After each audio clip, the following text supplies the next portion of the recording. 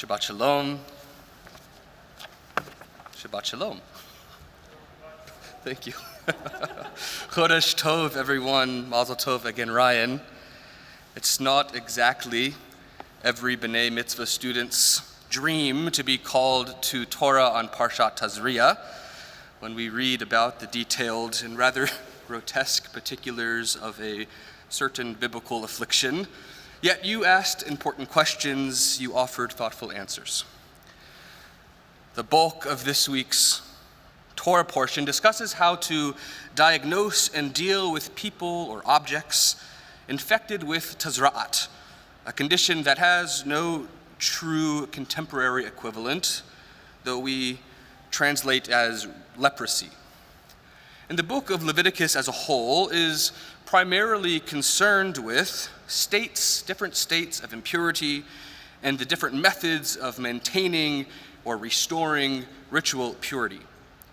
And this week's reading, paired with the parsha that comes next week, these are perhaps the clearest examples of that theme. In short, when someone is suspected of having this condition, the effects of clothing or of the home or of their skin, the priest is sent to them to inspect them. And if there is any doubt whatsoever as to whether or not the person is infected, they will be isolated for 7 days before the priest returns to reassess the situation. If there has been no change, or if the person has gotten better, then they are deemed to be pure. And if the condition has worsened over that 7-day period, the person is deemed infected. And as is written, that person shall dwell apart. And in the age of COVID, as Ryan aptly pointed out for us, we have been and become unfortunately familiar with the threat of infection in dealing with quarantining as a just-in-case measure, a true quarantine if an infection has been confirmed. And we know what it looks like to dwell apart from the community, for the good of the individual and for the good of the community. However, to spare us all from a further discussion about the stomach-churning details of the biblical disease of tazra'at, it is not the dwelling apart brought on by COVID, nor the dwelling apart of Parshat Tazria that I'm hoping to discuss with you this Shabbat, but rather another kind of separation, a societal affliction that even before COVID we have used as a reason to dwell apart from others, either symbolically or in reality. And that is the inability to navigate civil discourse and disagreements, which has led to the intense polarization of society, something we've spoken a lot about in these last few years. Or as I have recently come to think of it, the quarantine of ideas. More and more, when we have challenging discussions or disagreements, we tend to isolate ourselves from those whose opinions differ from our own, especially those who hold opinions we believe that they should not even have. Unlike the biblical or medical quarantine, which is used to heal and purify, this type of modern ideological isolation, or a retreat from differing thought, is used as a form of chastisement of the other, as a way of shaming others to either conform with a belief of the group or as a motivation for this undesired belief, the party who holds this undesired belief, to either remove themselves from the discussion or occasionally from the community altogether. Often, the threat of this social quarantine is severe enough that it functions to silence people, making them too scared of social repercussion to actually convey a true thought, true opinion. And now I'm sure we can all think of someone we would prefer if they kept their opinions to themselves. But writ large, this inability to share dissenting views in a cordial conversation, it's quite dangerous. It leads us to a likely false assumption that the whole group feels the same way about any particular issue, since those who would say differently are too hesitant to speak up. And all of this is a toxic cycle, giving the inaccurate impression of consensus, when in fact there may be discontent simmering under the surface.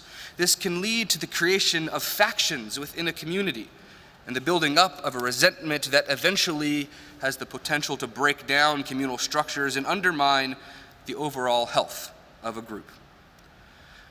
And so the fundamental difference between medical quarantine and the quarantine of ideas is, more often than not, differences in opinions do not threaten the well-being of others. It should not be treated as a disease from which to avoid at all cost. Certainly, if someone's views are destructive or dangerous to members of the group, these views need not be explored further. But for the majority of disputes in our day, it would be more productive and more likely for issues to be resolved if we found ways to peacefully address and navigate differences of opinion. We may not like what others whom we disagree with have to say. They may even make us feel uncomfortable. But we should still engage in the process of dialogue and hear them out. For how can we expect anyone to listen to us if we do not listen to them? In this vein, perhaps I will share something that might be a little uncomfortable to hear.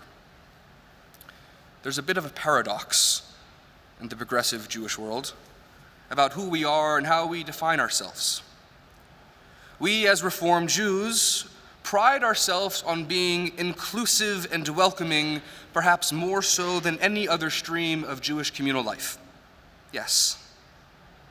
And the challenge becomes, what do we do with people who we deem to be less welcoming, less compassionate, less inclusive? We use the language of being an open tent, where all are welcome. But how do we navigate the discord between all are welcome and only welcoming the type of person who can say all are welcome? We have created a pluralistic paradox in which we are only intolerant of intolerance. Now, we should be perfectly clear, being intolerant of intolerance is not a negative. In fact, it's important in creating safe and inclusive space, but it is indeed paradoxical in nature. All are welcome so long as you hold certain viewpoints about inclusivity. I am proud to be a part of a Jewish community that defines itself within those boundaries. And I recognize also that it's nearly impossible to define those boundaries of who can be included in an open tent Judaism. Danielle Hartman of the Shalom Hartman Institute in Jerusalem offers us a helpful framework for navigating these divisions within our Jewish communities and larger societies as well. He writes, "In trying to find the balance between the search for commonality and the reality of difference, social structures use three primary categories to assess, classify, and ascertain which differences are allowed and which are not. These three categories are pluralism, tolerance, and deviance." So what exactly does that mean? Let's break them down a bit further. First is the idea of pluralism, which assigns equal value to certain differing positions. Put differently, the pluralistic thinker might say, we have different opinions. I am right, and you are right. Both ideas belong at the table. Pluralism is necessary in creating diverse and thriving communities. And the second category is that of tolerance, whose definition is necessary in helping us understand this progressive paradox of our time. Hartman describes tolerance as allowing or leaving undisturbed something which you think is wrong. The individual who is tolerated remains a member, remains an insider in the group, in the full sense of the word, a person with whom one share collective space, despite your disapproval of his behavior or her thoughts. Put simply, tolerance is when we are able to say, you are wrong and I am right, but we can still be in community together. And lastly, there is deviance, representing values or norms that are so beyond the pale of what can be accepted that we cannot come together in community.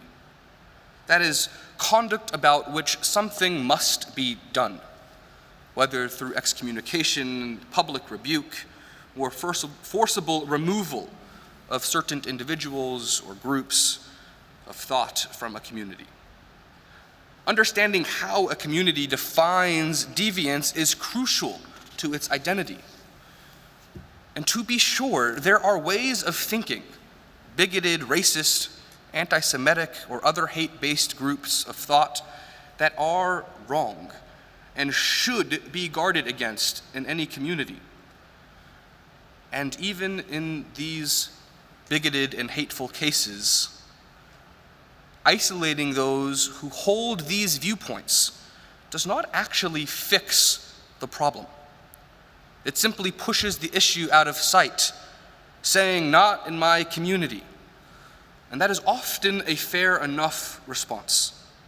For contending with these viewpoints within a communal structure can be exhausting, and reminds us once more that distancing ourselves from hateful messages can be a form of blessing. Taking time to dwell apart can be healing. And when we need to take a step back, to take care of ourselves, to cease from engaging, this is permissible and it is important. And many activists who work for change speak of the necessity for taking a break. But like the biblical quarantine of Tazria, our retreat from a communal structure should only be temporary. We cannot lose sight of the fact that isolating those whom we believe to have dangerous views can often intensify those convictions rather than helping them to shift away from them. We are more likely to actually change hearts and minds when we demonstrate through our words and through our actions that their beliefs are dangerous and invalid through cordial conversation. We can do this only through connection, only through relationship and dialogue, not through ideological isolation, not through a quarantine of ideas. So let me conclude by asking just a few questions. The month of Nisan is most certainly a time for asking questions. The celebration of the Pesach Seder is designed specifically for storytelling and for question asking. Jewish children all over the world are busy in the early weeks in the month of Nisan, learning and relearning and practicing their pivotal role at the Seder, asking, "Ma nishtana halayla hazeh," what makes this night different? And it is also at the Seder table where we ask large moral questions about our world and our role in it. When we discuss the nature of redemption and freedom, we ask what represents Egypt in our own day. What characters in the biblical narrative resonate with us? How are we like Moses, Miriam, and Aaron? How, God forbid, are we like Pharaoh?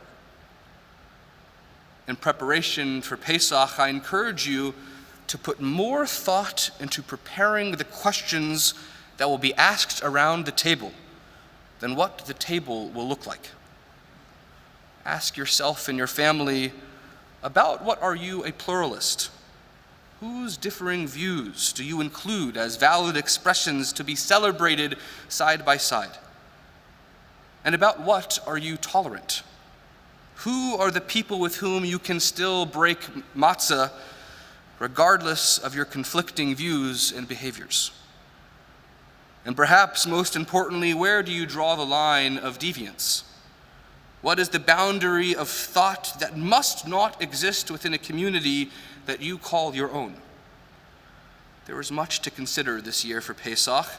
You may still be deciding if you're going to be hosting or attending an in-person Seder, or perhaps you will be joining Holy Blossom's first night virtual Seder. And if you are still undecided, you may be interested in joining a webinar hosted by the Luke Sklar Mental Health Initiative this Wednesday entitled Coping with the New Rules for COVID. Will you be coming to Seder? A panel with mental health and medical professionals. So as we celebrate Rosh Chodesh Nisan, the Shabbat morning, we recognize this is the season of questions. We ponder, what symbols will I include on my Seder plate this year? Certainly the standards are always represented, but what about these others? Will I include an orange representing LGBTQ plus equality? A cup for Miriam, modeling for our families the importance of gender equality. And so many more. A potato to represent food scarcity, a banana for refugees, an acorn or tobacco and sage for indigenous peoples, fair trade cocoa or coffee beans for labor rights. And this year in particular, will you include a sunflower to symbolize the opposition to the horrific war that Russia is waging on Ukraine and its people?